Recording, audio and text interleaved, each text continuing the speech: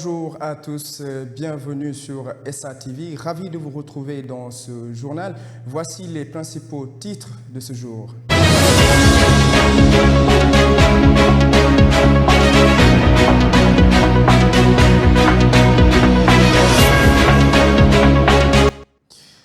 Pas de temps à perdre pour le tout nouveau gouvernement qui a décliné ses priorités dans lesquelles il inscrit la réduction du coût de la vie, une décision saluée par l'ASCOSEN. Vous aurez plus d'explications dans ce journal.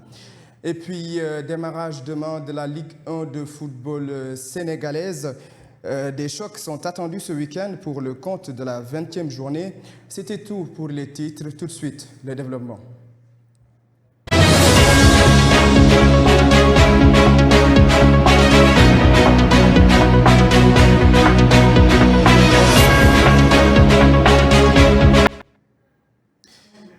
Et puis, à peine constitué, le tout nouveau gouvernement décline ses priorités, priorités parmi lesquelles figure la réduction du coût de la vie, une décision saluée par l'Association des consommateurs du Sénégal qui précise cependant qu'il faut mettre l'accent sur le riz, le loyer, l'électricité et l'huile.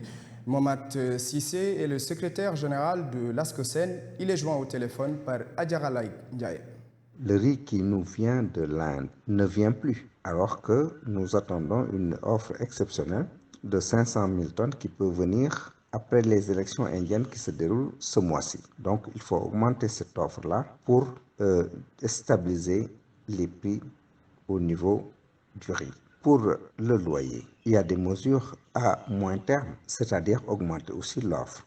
Par exemple, l'offre en logement ne doit pas être un slogan, mais une réalité. Donc, ça, c'est le moyen terme. Mais dans l'immédiat, la concertation qui doit avoir lieu, les décisions qui peuvent en sortir doivent être des décisions consensuelles, applicables et appliquées. Pour l'électricité, nous avons connu quand même une subvention, ce qui rendait quand même le prix accessible.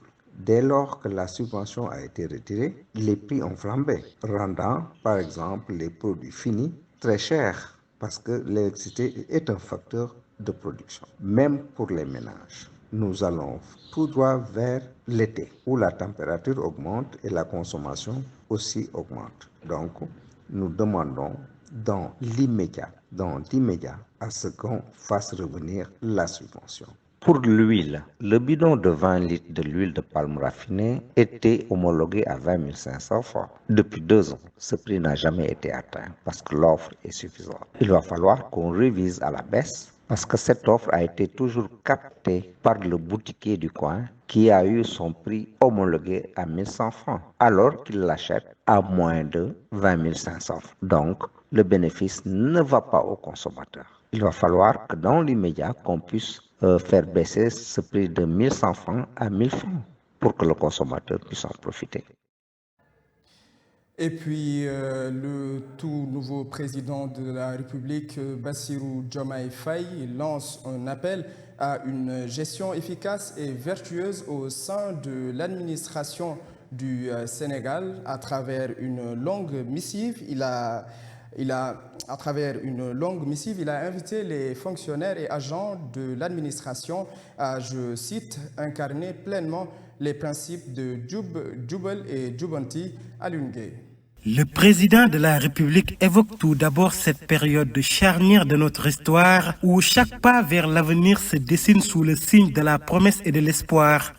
Et il lui est apparu essentiel de s'adresser directement aux Sénégalais, femmes et hommes, dévoués au service de notre nation. D'après le chef de l'État, ces hommes et femmes constituent sans nul doute la colonne vertébrale de notre administration et le cœur battant de notre pays. Pour le président de la République, si notre pays bénéficie d'une solide réputation de démocratie, de stabilité et de paix, nous le devons en grande partie à l'engagement, le professionnalisme et le travail sans relâche de ses agents. De ce fait, il invite avec toute la considération et le respect qu'il nous porte à incarner pleinement les principes de Jubal, Jubanti, que la droiture, la probité et l'exemplarité commandent chacun de nos actes. Dans le sillage de notre engagement collectif vers un Sénégal uni et prospère, il tient à souligner l'importance cruciale de la transparence et de l'intégrité dans nos actions et décisions.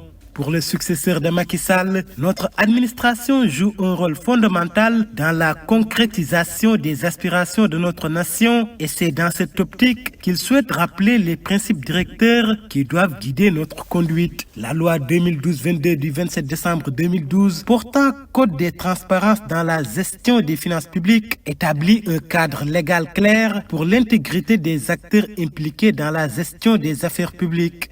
Elle souligne l'exigence d'un comportement éthique et déontologique irréprochable pour tous les agents de l'État. En insistant sur le fait que la transparence n'est pas une option, mais une obligation, souligne le président. Il rappelle qu'il accorde une importance particulière à la protection des lanceurs d'alerte. Il est essentiel que chacun se sente libre et soutenu de partager en toute sécurité des informations concernant des irrégularités ou des pratiques contraires à l'éthique et à la loi. Cet engagement reflète notre volonté collective de bâtir un gouvernement vertueux fondé sur l'éthique de responsabilité et l'obligation de rendre compte. Installation du gouvernement, Mame Mbaye Niang, l'ancien ministre des Sports, a passé le témoin à Khady Diagne Gaye. Occasion pour lui de saluer les investissements faits dans ce domaine par l'ancien président Macky Sall durant ses 12 ans. Mame Mbaye Niang reconnaît toutefois que beaucoup de chantiers restent à accomplir dans ce domaine. Il est au micro de Amadou Tidiane Gueye et de Ibrahima Sow. Je pense que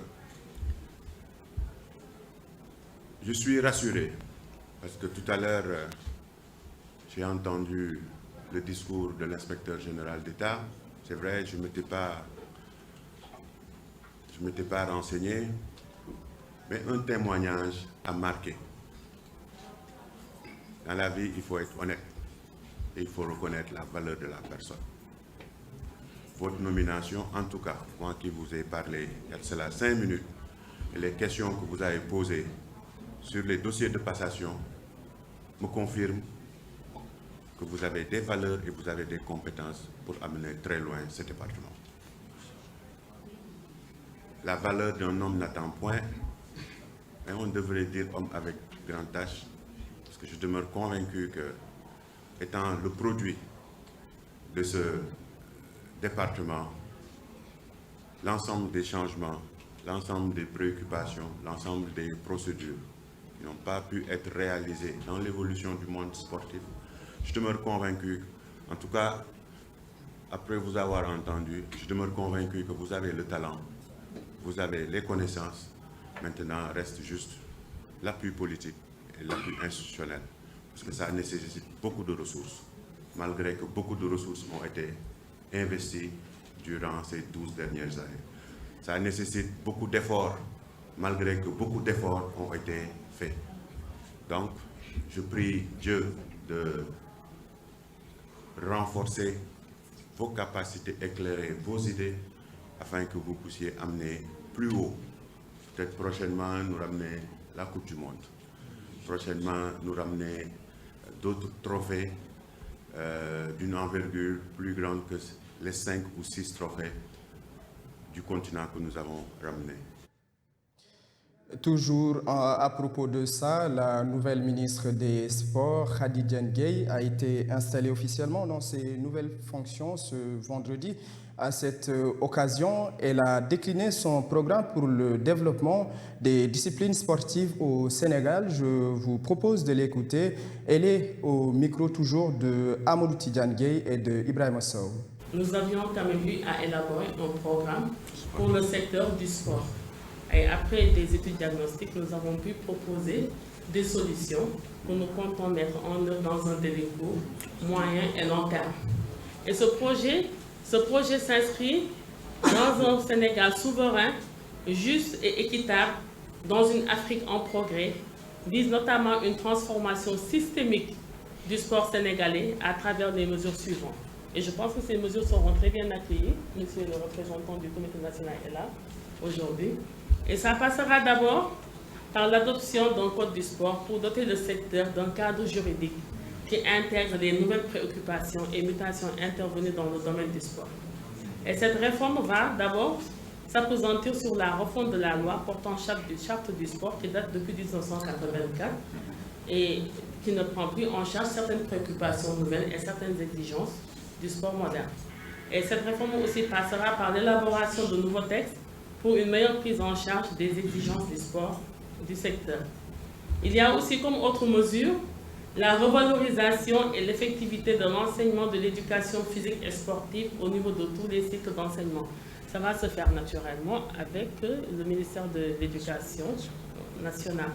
Il y a aussi comme autre mesure la redynamisation du sport scolaire et universitaire pour mieux assurer la démocratisation de l'accès au sport, puisque moi-même je suis actrice du sport scolaire, étant ici à la tête de la région de Dakar en 2015 comme inspectrice régionale de Dakar. Je signale que je suis artisane en fait de ceux qui ont relancé ici le sport scolaire au niveau de la région de Dakar. Il faudra nécessairement aussi reprendre l'organisation des festivals nationaux du sport scolaire, relancer l'organisation des championnats nationaux universitaires, parce que nous tous nous savons que le dernier championnat national universitaire date depuis 2013. Il faudra aussi, comme autre mesure, veiller à la régularité de la tenue des championnats du sport scolaire et favoriser aussi la pluridisciplinarité dans les compétitions. Pourquoi nous insistons sur la pluridisciplinarité dans les compétitions? Parce que c'est souvent les seules disciplines de sport collectif qui font l'objet de compétitions. Certaines disciplines sont laissées en rade. Et puis pour finir, sachez que la Ligue 1 sénégalaise de football démarre ce samedi 13 avril avec les rencontres pour le compte de la 20e journée. 3 affiches sont au menu. Cependant, les matchs les plus attendus auront lieu le 14 avril, le dimanche 14 avril, dont le choc entre Jaraaf et Casa Sport. Voilà, c'était tout pour ce journal. Merci de l'avoir suivi. Bonne soirée et à la prochaine.